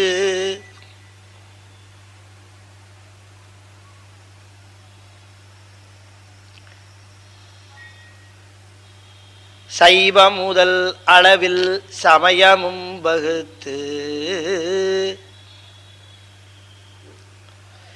மேல் சமயம் கடந்த மோன சமரசம் எனும் நெறி வகுத்து. எவ்வளவு வகுத்துன்னு சொன்னார் பார்த்தீங்களா? ஐவகை எனும் பூதம் வகுத்து, 5 வகையான பூதங்களையும் அவற்றை கொண்டு இந்த புவனங்களையும் இந்த உலகங்கள் இவற்றையெல்லாம் வகுத்தாய். அப்புறம் என்ன பண்ண தெரியுமா? அதுல சரம் அசரம், சரம்னா மொபைல், அசரம்னா இம்மொபைல், அசையாதன அசைவன, அதான் அசரசரம். சராசரம் வாங்க அசரசரம். இந்த அசையாதவையில் என்று சொல்லுவதில் உயிர் உள்ளவையும் உண்டு, உயிர் இல்லாததையும் உண்டு. அசையாம நிக்கிறதுல இது அசையாம நிக்குது, இது அசையாம நிக்குது, இதெல்லாம் உயிரற்றுது. ஆனா அங்கேயும் அசையாம நிக்குது பாருங்க மரம், ஆனா அது உயிர் உள்ளது, ஓரறிவு உயிர். சோ அசையாம நிக்கிறதுல உயிர் உள்ளதும் உண்டு, உயிர் இல்லாததும் உண்டு. அசைவனவற்றுள் அகிர்ணியும் உண்டு, உயர்தினையும் உண்டு. சரி, இவற்றையெல்லாம் படைச்ச, இந்த மாதிரி உடல்களை படைச்ச, உலகத்தை படைத்தாய், உலகத்தை படைத்தாய், பிறகு உடல்களை படைத்தாய். அவற்றில் அகிரிணை, உயர்தினை, சரம், அசரம் என்று சொல்லப்பட்ட எல்லாவற்றையும் படைத்தாய். ஐவகை எனும் பூதம் ஆதியை வகுத்து, அதனுள் அசரசரா பேதமெலாம் எனும் யாவையும் வகுத்து, நல் அறிவையும் வகுத்து. இவற்றையெல்லாம் வகுத்ததுக்கு பிறகு நல்ல ஞானத்தை வகுத்து. ஞானத்தை வகுத்து என்ன பண்ண? மறை ஆதி நூலையும் வகுத்து, வேதம், ஆகமம், இதிகாசம், புராணம், உபனிஷம் எல்லாத்தையும் வகுத்தாய். இந்த உலகத்தில் இருக்கக்கூடிய நெறிகள், நீதிகள் இவற்றையெல்லாம் இந்த உயிர்கள் புரிந்து கொள்ள வேண்டும் என்கிற நிலையிலே அந்தந்த உயிர்கள் அந்தந்த பக்குவ நிலையிலே உணர்ந்து கொள்வதற்கு சில உயிர்கள் புராணத்தை தான் புரிந்து கொள்ளும், சில உயிர்கள் தான் கொஞ்சம் மேலே போய் அப்படி உபனிஷத்து, கொஞ்சம் இருக்கிறது அதுக்கு மேலே போய் ஆகமம், அதுக்கு மேலே இருக்கிறது வேதம், இப்படி அதாவது பக்குவத்திற்கு தகுந்தாற் போலத்தான். இல்லாட்டி எதுக்கு புராணம் இல்லையா? ஆக இவற்றையெல்லாம் வகுத்தாய். மறை ஆதி நூலையும் வகுத்து. அப்புறமா என்ன பண்ண? அவரவர்கள் அவரவருடைய பக்குவத்திற்கு தகுந்தாற் போல பின்பற்றுவதற்காக சமயங்களை வகுத்தாய். அது அகச்சமயம் புறச்சமயம்னு 2ஆ பிரிஞ்சுது. புறச்சமயத்திலேயே புறப்புற சமயம், புறச்சமயம், அகப்புற சமயம் 18 இருக்குது. அகச்சமயத்தில் 6 இருக்குது. புறச்சமயத்தில் எத்தனை சொன்ன? 18. அகச்சமயத்தில் 6, 18 24 அப்படின்னு நினைச்சிடாதீங்க. அளவில் சமயமும் வகுத்து, எண்ணிக்கையில் அடங்காத சமயங்கள் இருக்குன்னார். ஏன்னா புறச்சமயம்னா 6 நம்ம நினைக்கிறோம், 6லயும் நிறைய பிரிவு இருக்கு. இப்படி பல்வேறு பிரிவுகளை உடைய சமயங்களை வகுத்தாய். எல்லா சமயங்களுக்கும் மேல இருக்கிறது சைவம். நல்ல கவனமா கேட்கணும் கொஞ்சம். சைவ முதல் அளவில் சமயமும் வகுத்து, எல்லா சமயங்களையும் அளவில் சமயங்களையும் வகுத்து அவற்றை உயிர்கள் அவரவர்களுடைய பக்குவத்திற்கு ஏற்றாற் போல அந்தந்த சமயத்தை பின்பற்றி அந்தந்த நெறியை அடையுமாறு செய்தாயின்னு சொன்னவர் அத்தோடு நின்று சொன்னார், இதுக்கு மேல மேல். அப்ப இந்த அளவில் சமயம் இருக்க, அளவில் சமயத்துக்கு மேல சைவம் இருக்கு, சைவத்துக்கு மேல ஒன்று சொல்றார். அதான் நீங்க கவனமா கேட்கணும். சைவம் முதல் அளவில் சமயமும் வகுத்து மேல் சமயம் கடந்த மோன சமரசம். எல்லா சமயங்களையும் கடந்த மோன சமரசம்ங்கிறார். அதுதான் சைவ சித்தாந்தம். புரிஞ்சுக்கணும். சித்தாந்த சைவம், சைவ சித்தாந்தம் என்பது இந்த சமயம் கடந்த மோன சமரசம். அப்ப இதுல சைவம்னு ஒண்ணு சொன்னார, அந்த சைவம் தான் சித்தாந்த சைவத்தோடு கொஞ்சம் ஒத்து கீழே இருக்கிற சுத்த சைவம். சமயம் கடந்த மோன சமரசம் எனும்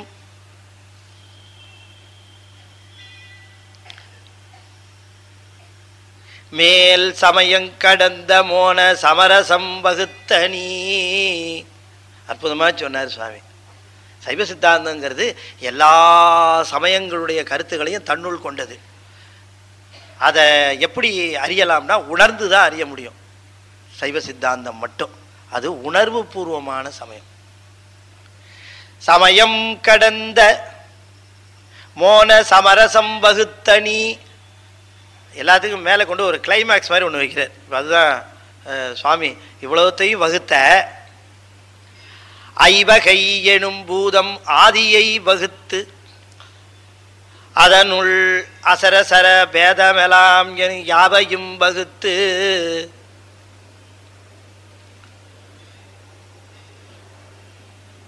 படிநிலைகளில் தான் சுவாமி செய்தார் எல்லாத்தையும். ஒவ்வொரு படிநிலைகள்லையும் ஒவ்வொன்றா பக்குவ நிலை வருகிற பொழுது ஒவ்வொன்றாக இந்த உலகத்தை விருத்தி பண்ணார் சுவாமி. அப்படி ஒவ்வொன்றாக வகுத்து எல்லாத்தையும் வகுத்து எல்லாவற்றையும் செய்தாயே, அறிவை வகுத்தாய், வேதங்களை வகுத்தாய், எல்லாவற்றையும் வகுத்தாயே, எல்லாவற்றையும் வகுத்தாய், கடைசியில் சமயம் கடந்த மோன சமரசம் வகுத்தாய், உன்னை யான் அணுகவும் தன்னருள் வகுக்கையிலையோ அப்படின்னு கேட்டார். எல்லாத்தையும் வகுத்த உன்னை சேர்றதுக்கு எனக்கு அருள் மட்டும் வகுக்காம விட்டுட்டியே, நான் இங்கே கிடந்து திண்டாடுறேனேன்னார். வகுத்துன்னு சொன்னோடனே ஏதோ பெரிய விஷயம் சொல்ல போறாருன்னு பார்த்தா கடைசியில் சொல்றார், உன்னை யான் அணுகவும் தன்னருள் வகுக்கையிலையோ. எல்லாத்தையும் வகுத்த, என் மேல கருணை மட்டும் வகுக்கல நீ இல்லையா அப்படின்னார். ஆக சித்தாந்தம், சைவ சித்தாந்தங்கிறது ஏதோ ஒரு சமயம் என்று எண்ணி விட வேண்டாம். சமயம் கடந்த மோன சமரசம், அதுல இல்லாத கொள்கையே கிடையாது.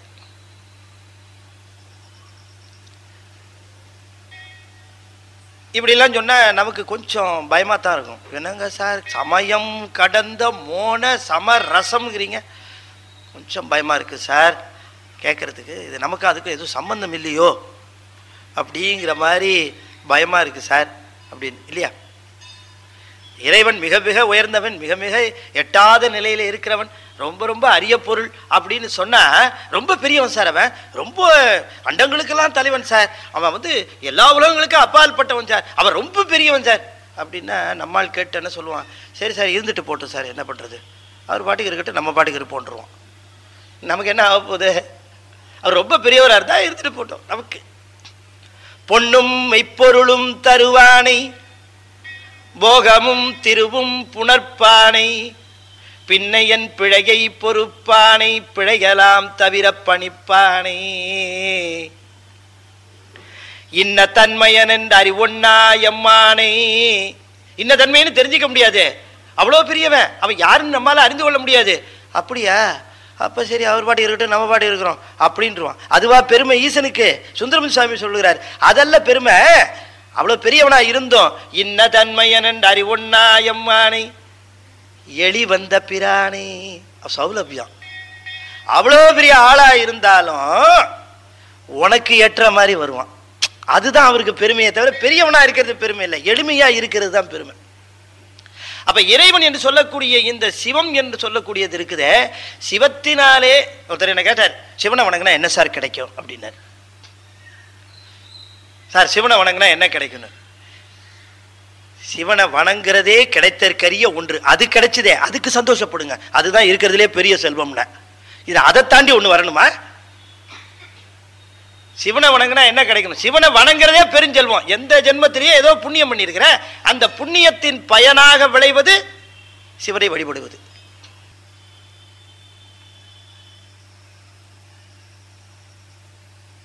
லயபோக அதிகாரம் என்று சொல்லக்கூடிய 3 நிலைகளில் நின்று அருள் செய்வதனாலே தான் இந்த ஆன்மாக்கள் இறைவன் என்கிற ஒருவன் உண்டு என்கிற உணர்வை பெறுகிறார்கள். எளியனாக இருக்கிற நிலை, அதைத்தான் சொன்னார் அவர். 4 உணர்ந்தான், 4 செய்திகளை அவன் உணர்ந்தானான். அழிந்த சிந்தை அந்த நாளற்கு அறம்பொருள் இன்பம் வீடு.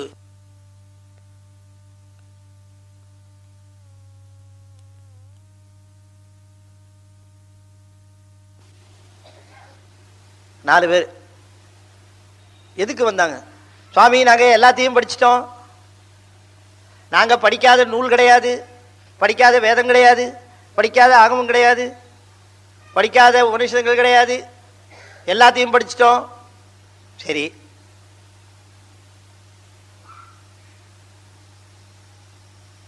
ரொம்ப சந்தோஷம். சாமி எல்லாம் படித்தோம், என்ன தெரிஞ்சுக்கிட்டீங்க? குழப்பம் தான் தெரிஞ்சுது, குழம்பி போய் நிற்கிறோம். ரொம்ப படித்தவன் குழம்புவான், அவன் குழம்புறது பத்தாதுன்னு ஏதோ கொஞ்சம் நெஞ்சம் அப்படி தெரிஞ்சு வச்சிருப்பான், அவனையும் கூப்பிட்டு குழப்பி விட்டு போ, யான் பெற்ற இன்பம் பெருக இவ்வையகம் அப்படின்றான். அதனால தான் சொன்னார் மணிவாசகர், கற்றாரை யான் வேண்டேன் கற்பனவும் இனி அமையும், குற்றாலத்தமர்ந்துரையும் கூத்தாவுன் குறை கடற்கே கற்றாவின் மனம் போல கசிந்து உருக. அது சொன்னார் பாருங்க, உனக்காக கசிந்து உருகக்கூடிய ஒரு மனம் வேணும்னாரு, உனக்காக கசிந்து உருகக்கூடிய மனம் வேணும். எது போலன்னாரு, இந்த கன்றை ஈன்ற பசு இருக்க அதோட மனசு போல வேணும்னு கேட்டார். நல்லா படிச்சவன் மனசு போலன்னு கேட்கவே இல்லை. 6 அறிவு படைத்த மனிதனுடைய மனம் போலன்னு கேட்கல, 5 அறிவு படைத்த ஒரு பசுவினுடைய மனம் போல இருக்கணும்னார். ஏன்னா ரொம்ப படிச்சா என்ன ஆகும்? அப்ப என்ன படிக்காம இருந்துள்ளாமான்னு கேட்காதீங்க. படித்தல் என்பது என்ன? கற்றதனால் ஆய பயன் என்கொல் வாலறிவன் நற்றால் தொழார் எனினார். படிப்பதனுடைய பயன் என்னன்னா, யார் படித்தவர்கள் அப்படின்னு சொன்னா, யார் ஒருவன் இறைவனுடைய பெருமையை உணர்கிறார்களோ அவர்களே கற்றவர்கள். படிக்க படிக்க இறைவனுடைய பெருமை அதிகமா தெரியுதா, அப்ப நீ படிச்சிருக்கேன்னு அர்த்தம். படிக்க படிக்க என் பெருமை தான் சார் ரொம்ப தெரியுது அப்படின்னா நீ கீழே போயிட்டு இருக்கேன்னு அர்த்தம். படிப்பதினாலே தன் பெருமை தெரியுமானால் அது கல்வி அல்ல, படிப்பதினாலே இறைவன் பெருமை தெரியுமானால் படிச்சவன். அப்ப 4 பேரும் வந்து இப்படி கேட்ட உடனே சுவாமி சொன்னாரா, சரி உங்களுக்கு நான் உபதேசம் பண்ணணும், அவ்வளவுதானே, உட்காருங்க 4 பேர் அப்படியே உட்காருங்க அப்படின்னார். மன்மதனை கூப்பிட்டு சொன்னார், இது நந்தியை கூப்பிட்டு சொன்னார், எப்பா யாரையும் உள்ள விடாது அப்படின்னார். நந்தியை ஒருத்தரையும் உள்ள விடாது, யார் வந்தாலும் உள்ள விடாது, ஒருத்தனை தவிரன்னார். யாரு? மன்மதனை. அது கந்த புராணத்தில் வருது, மன்மதன் மட்டும் வந்தா விடு, மித்த யாரையும் விடாதுன்னார். 4 பேருக்கும் உபதேசம் பண்றார். அவர் 4 பேருக்கும் எப்படி உபதேசம் பண்ணாராம்? அழிந்த சிந்தை அந்த நாளுக்கு அறம் பொருள் இன்பம் வீடு முடிந்த வாயான். நம்ம திருமுறை வாக்குது, அறம் பொருள் இன்பம் வீடு. இந்த 4ஐயும் என்னன்னு புரிஞ்சுக்கிட்டோம்னா சிவத்தை சார்தல் எளிது. இப்போ நூல்களே எப்படி இருக்குது? அறநூல்கள்னு இருக்குது, அவை அறத்தை போதிக்கின்ற நூல்கள். அறத்தை போதிக்கிறதுன்னு சொன்னால் மனிதன் மனிதனாக வாழ வேண்டும் என்பதற்காக. அதற்கு மேலே சில நூல்கள் உண்டு, அவை அருள் நூல்கள்னு பேர். அவை மனிதனை தெய்வமாக வாழ வைக்கின்ற நூல்கள். அதுதான் பொருள். இவற்றை பெற்றால் கிடைப்பது இன்பம், அந்த இன்பத்தை நிலையாக தருவது வீடு. இதுதான் ஆரம்பொருள் இன்பம் வீடு. அவ்வளோதான், வேற ஒன்றும் கிடையாது.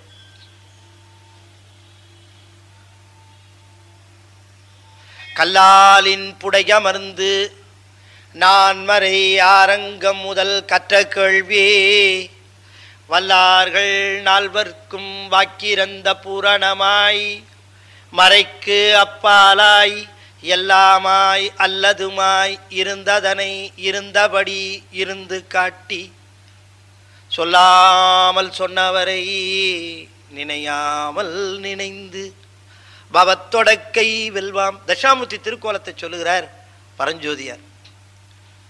தட்சிணாமூர்த்தி தெற்கு முகமாக இருக்கிறவர். தட்சிணம்னா தெற்கு இல்லையா, தென்முக கடவுள்னே பேர் அவருக்கு.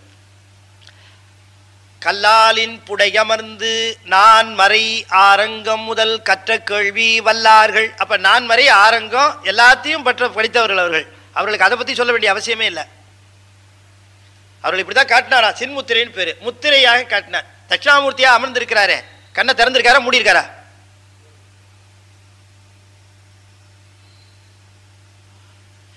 ரொம்ப நாளா கவனிக்கல சார், அடுத்த தடவை போனா பார்த்துட்டு வரோம் நாங்க.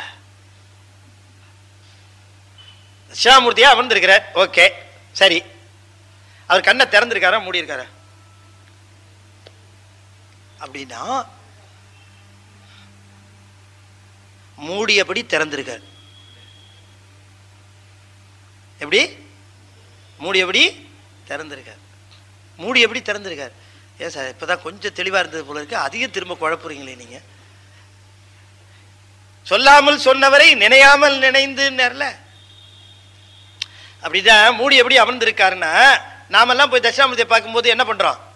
நின்றுட்டு கும்பிட்றோமா இல்லையா? நமக்கு மூடி இருக்கும். ஜலகாதி முனிவர்கள் கீழே உட்கார்ந்து இருக்காங்க இல்லையா, உட்கார்ந்து பார்க்கிறவங்களுக்கு திறந்திருக்கும் கண்ணு.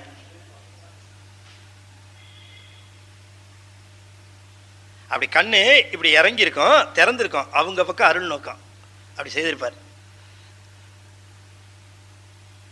அடுத்த தடவை போகும்போது பார்க்குறேன் சார், அது அமர்ந்தாதான் தெரியும். கீழே உட்காந்துருப்பாங்க அந்த 4 பேரும் அப்படி இப்படி பார்த்து. நீங்கள் போனீங்க தட்சிணாமூர்த்தியில் ஒவ்வொரு கோயிலில் ஒவ்வொரு விதமாக அற்புதமாக இருக்கும். இதெல்லாம் ரசிக்கணும். எங்கே நேரம் சார் இருக்குது நமக்கு? சீரியல் கிட்ட டைம் ஆகிடும். அப்புறம் இதில் பெரிய பிரச்சனையாக இருக்குது. 9 மணிக்கு அதை போட்டு தொலைச்சிடும் வேறு. இதுக்காக வேக வேகமாக தட்சிணாமூர்த்தியை ஒரு சல்யூட் அடிச்சுட்டு நீ இன்னும் பார்க்கணும் அவரை. அந்த அற்புதமாக ஒவ்வொரு சில திருக்கோயிலில் நம்ம திரு அறத்துறைன்னு ஒன்று இருக்கு லால்குடி பக்கத்தில், வீணா தட்சிணாமூர்த்தின்னு கையில் வீணை வச்சிருப்பார். தட்சிணாமூர்த்தி என்ன அற்புதமாக இருக்குங்கிறீங்க. தாய்மான சுவாமிக்கு தட்சிணாமூர்த்திக்கு எய்த்தாப்பில் இருந்த மௌனகுரு சுவாமிகள் தான் உபதேசம் பண்ணார் திருச்சிராப்பள்ளியில். அற்புதமாக இருப்பார் சுவாமி தட்சிணாமூர்த்தி. கொஞ்சம் தான் நம்ம டியூன் ஆகணும், அது வரைக்கும் கொஞ்சம் வைப்ரேட் ஆகும். நீங்கள் போய் கொஞ்சம் டியூன் ஆகிட்டீங்கன்னா போதும் அவர் முன்னால் உட்காந்து. அதுக்கப்புறம் சொல்லனாத பேரானந்தம்.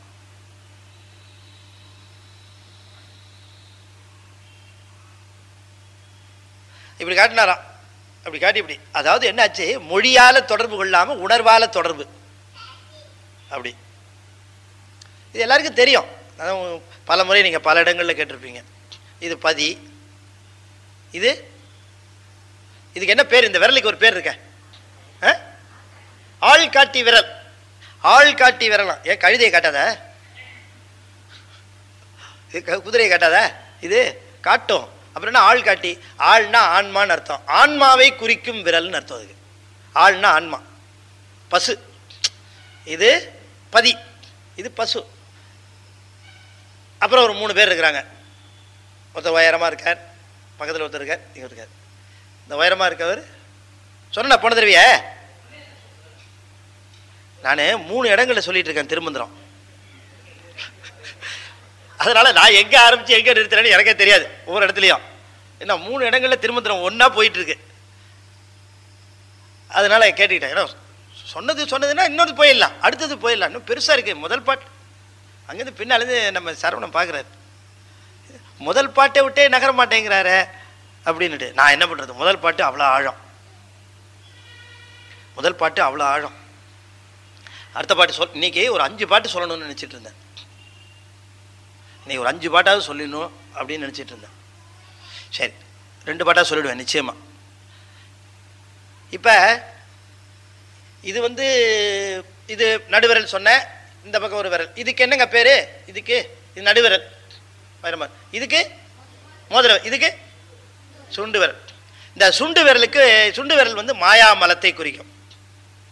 சுண்டு விரல் மாயாமலம். திருமணமானவர்களுக்கு நல்லா தெரியும். இந்த தீய வலமாக வரும் பொழுது அந்த பெண்ணோட விரலை, இந்த சுண்டு விரல், இந்த விரலையும் மணமகனோட இந்த விரலையும் தான் இணைத்து அப்படி சுற்றி வருவாங்க. இதுதான் மாயாமலம். அப்போ பிடிச்ச மாயை தான் இது. பேர் மாயாமலம்னு பேர். இதில் தான் சேர்ப்பாங்க அது. இதுக்கு மாயாமலம் இந்த விரல். இது கண்மமலம். இதுக்குத்தான் மோதிரெல்லாம் போடுறது. இதை அனுபவிப்பதற்காக, வினை போகம் எல்லாம் அனுபவிக்கக்கூடியதுன்னு குறிக்கிறதுக்காகவே இதில் மோதிர விரல், இதுக்கு தான் மோதிரம் போடுவாங்க. இது ஒன்றும் கிடையாது, இதுக்கு ஒன்றுமே கிடையாது. ஆனால் ஆள் உயரமாக இருப்பார். ஆள் உயரம், ஒன்றும் பிரயோஜனம் இல்லை. இந்த 5 விரலுக்கு பிரயோஜனம் சொன்னேன். சுண்ணாம்பு தீட்ட, இந்த விரல் சுண்ணாம்பு தீட்ட, ஆள் காட்ட, மோதிரம் சூட்ட, மணமகள் கூட்ட. இந்த நடுவில் ஒன்று இருக்கு. கதிர் கம்பி போல் நின்றார் நடுவில். யாராவது ஒருத்தரை அண்ணன் நடுவிரல் மாறிங்க அப்படின்னா அவன் நினச்சிக்குவான் நம்மளை உயரம் ரொம்ப பெரிய ஆளுங்கிறதுக்காக சொல்கிறான்னு. ஒன்றுத்துக்கு உதவாதவன்னு அர்த்தம். 5 பைசா பேராதுன்னு அது குறிப்பாக சொல்ல. அண்ணன் நடுவிரல் மாறிங்க அப்படின்னா ஒன்றுத்துக்கு உதவ மாட்டார்னு அர்த்தம். ஆனால் ஆள் உயரமாக இருப்பான், ஒன்றும் பிரயோஜனம் இல்லாமல் இருக்கும். அதுக்கு நடுவிரல்னு பேர். இப்படி நடுக்கம்பி மாதிரி நீக்கும், ஒன்றுத்துக்கும் பிரயோஜனம் இல்லை.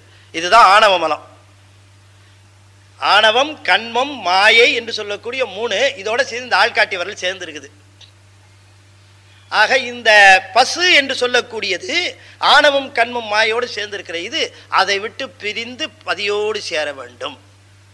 இதுதான் சித் முத்திரை. இதை காட்டுறாராம் ஆமியங்க. அவங்களுக்கு காட்டி அந்த உணர்வை ஏற்படுத்தி இந்த முத்திரை, இதுக்கு பேர் முத்திரைன்னு பேர். இவர் தான் முதல்ல காட்டினவர். இப்போதான் எல்லாரும் இப்படி காட்டுறாங்க, இப்படி காட்டுறாங்க, அப்புறம் இப்படி காட்டுறாங்க, அப்புறம் இப்படி காட்டுறாங்க. இதெல்லாம் இப்போ முதல்ல இந்த மாதிரி காட்டின யாரு? சிவபெருமான் தான். அவர் தான் முதல்ல இந்த முத்திரை பேதம் காட்டினவர். இப்போ தான் எல்லா முத்திரை பேதம் வந்திருக்கு. எல்லாத்துக்குமே லீடிங் சிவபெருமான் தான். எல்லாம் அவர்கிட்டேருந்து காப்பி அடிச்சது தான். ஆமாம். 4 உணர்ந்தான் 5 வென்றனன். 5 பொறிகள் அது உள்ளே இருக்கிற ஆன்மாவுக்காக. இந்த 5 பொறிகளினாலே ஏற்படக்கூடிய அனுபவம், கண்ணுனால, காதுனால, மூக்குனால, மெய் உணர்வுனால, சுவையினால, இந்த அனுபவங்கள்லாம் உள்ளே இருக்கக்கூடிய ஆன்மா அனுபவிக்குது. ஆனால் ஆன்மா அனுபவிப்பதற்காக உள்ளே, ஆன்மாக்குள்ளே சிவம் இருக்கு. சிவம் அறிந்தால் மட்டுமே ஆன்மாவும் அறியும். அதனாலே ஆன்மா அறிகிறதுன்னு சொன்னால் சிவம் அறிவதினாலே ஆன்மா அறிகிறது. ஆனாலும் கூட அறிவதினாலே ஆன்மாவுக்கு மட்டும்தான் அனுபவமே தவிர சிவத்துக்கு அனுபவம் கிடையாது. நல்லா கவனமாக கேட்கணும். சிவம் அறிந்தால்தான் ஆன்மா அறியும். ஆனால் அறிவதினாலே ஆன்மாவுக்குத்தான் அனுபவம், சிவத்துக்கு அனுபவம் கிடையாது. நான் உதாரணம் சொன்னால் உங்களுக்கு புரியும். இங்கே அநேகமாக எல்லாருமே பட்டதாரிகளாக இருப்பீங்க, இல்லைன்னா ப்ளஸ் வரைக்குமாவது பள்ளிக்கு சென்றவங்களாக இருப்பீங்க. அதில் சந்தேகத்துக்கு இடமில்லை. இந்த கணக்கு வகுப்புன்னு ஒரு வகுப்பு ஒன்று உண்டு. கணக்கு அப்படின்னு ஒரு வகுப்பு உண்டு. ஆசிரியர் வந்தோடனே என்ன பண்ணுவார்? ஆசிரியர் என்ன பண்ணுவார்? சொல்லுங்க. வந்தோடனே என்ன பண்ணுவார்? கணக்கு வாத்தியார் வந்தோடனே என்ன பண்ணுவார்? கணக்கு போர்டில் போட ஆரம்பிப்பார். இந்த கணக்கை எடுத்துக்கொள்வோம் அப்படின்னு கணக்கு எடுப்பார், கணக்கை போட ஆரம்பிப்பார். மாணவர்கள்லாம் அதை பார்ப்பாங்க, அவங்களும் உடனே எழுதிக்கிட்டு அதை போட ஆரம்பிப்பாங்க. நல்லா கவனமாக கேட்கணும். ஆசிரியருக்கு அந்த கணக்கு தெரியாதா? ஆசிரியர் கணக்கு தெரியாதா? தெரியும். அறிந்தவர் அதை போடுகிறார், அறியாதவரும் அதை போடுகிறார். அறியாதவர் போடுவது அனுபவப்படுவதற்கு, அறிந்தவர் போடுவது அனுபவப்படுவதற்கு அல்ல. ஏன்னா ஏற்கனவே அதை அறிந்தவர் அவர் இல்லையா? ஆ அப்படின்னு ஒரு எழுத்து, குழந்தை கையை அம்மா பிடிச்சிக்குவா, பிடிச்சிக்கிட்டு தானும் சேர்ந்து குழந்தையோடு சேர்ந்து எழுதுவா. ஆ அப்படின்னு எழுதுவா. யாருக்கு அனுபவம்? குழந்தைக்கு. தாய்க்கு அனுபவமா? இல்ல. ஆனா தாயும் சேர்ந்து எழுதுவா. அதுபோல இறைவன் நம்மோடு சேர்ந்து அறிகிறான், ஆனால் நமக்குத்தான் அனுபவம், இறைவனுக்கு அனுபவம் கிடையாது. இப்ப புரிஞ்சுதா? இறைவன் அறியாமல் ஆன்மா அறியாது. நாம் அறிவது எல்லாம் அவன் அறிவதினாலே. இதை சைவம் மட்டும்தான் சொல்லிச்சு, வேற எந்த சமயத்திலையும் இல்லை. இருந்தால் நீங்கள் கூட்டிகிட்டு வந்து இந்த மேடையில் என்கிட்ட சொல்லலாம். அடுத்த மாதமும் முதல் சனிக்கிழமை வருவேன், அதுக்கு அடுத்த மாதமும் முதல் சனிக்கிழமை வருவேன். எந்த சமயம் எந்த மதத்தில் இருந்தாலும் நீங்கள் கொண்டு வந்து என்கிட்ட சொல்லலாம். அதெல்லாம் என்ன தெரியுமா, ஆங்கிறத காட்டுகிற உதவியை செய்கிறவன் இறைவன் என்று மட்டும்தான் சொல்லுமே தவிர கூடவே எழுதுகிற உதவியை செய்கிறவன் என்கிற அந்த செய்தியை சொல்லாது. இன்னும் சொல்லப்போனால் காட்டும் உபகாரம் செய்வன் இறைவன் என்றுதான் எல்லா மதங்களும் சொன்னது. சைவம் மட்டும்தான் காட்டும் உபகாரத்தோடு காணும் உபகாரமும் செய்கின்றவன் என்று சொன்னது சைவம் மட்டுமே. இது என்ன நான் பின்னால் தெளிவாக விளக்குறேன். இந்த அளவில் தெரிஞ்சுக்குவோம். இப்போ நீங்கள் காணும் உபகாரம்னா என்ன அப்படின்னு சொன்னால், தாய் கையை பிடிச்சி குழந்தைய ஆனா எழுத வைக்கிறதுன்னு தெரிஞ்சுக்கிட்டீங்கன்னா போதும். இப்படி 5 வென்றனன். இந்த உடம்புக்குள்ளேயே சிவம் இருந்தாலும் ஆனாலும் இந்த 5 கருவிகளினாலும் பெறக்கூடியவற்றுக்கு சிவத்தினாலே அனுபவம் கிடையாது. நீ மாம்பழம் சாப்பிட்டேன்னா சிவம் மாம்பழம் சாப்பிட்ட அனுபவம் பெறாது. 6 விரிந்தனன். சொல்லுலகம் பொருளுலகமாக இந்த உலகத்தை விரித்து வச்சிருக்கிறான் சுவாமி. சொல்லு மந்திரம் பதம் வண்ணம், புவனம் தத்துவம் கலை, அது பொருள் உலகம். எல்லாமே மந்திரம் பதம் வண்ணம், எழுத்து அப்புறம் சொற்கள் அப்புறம் மந்திரம். பொருள் உலகம் அது புவனம் தத்துவம் கலை. இப்படி 6ஆக இந்த உலகமானது விரித்து வைத்திருக்கிறான். 6 விரிந்தனன் 7 உம்பர் சென்றனன். 7 உலகங்களுக்கு மேலாக இருக்கிறான். தான் இருந்தான் உணர்ந்து 8 தான் இருந்தான். தான் இருந்தான்ங்கிறத தானேயா இருந்து எல்லாத்தையும் செய்தும் கூட தான் எந்தவித மாற்றமும் இல்லாமல் அப்படியே இருக்கிறது தான் சிவம். எல்லாம் செய்யும், ஆனால் தனக்கு எந்த விதமான விகாரமோ தனக்கு எந்த விதமான மாற்றமோ ஏற்படாமல் அப்படியே இருக்கிறவன் சிவம். அதான் தானேயா இருந்தான், தான் இருந்தான். இதையெல்லாம் உணர்ந்து 8 புடி அவனை போயினார். என்ன அலங்காரத்துக்காக 8ன்னு சொன்னார், ஆனால் அதனுடைய பொருள் என்னென்னா உணர்ந்து 8 அவனை போய் பிடி அப்படின்னார். 8 வாயாக அடைவாயாக அப்படின்னு சொன்னார். இதான் முதல் பாட்டா சொன்னார்.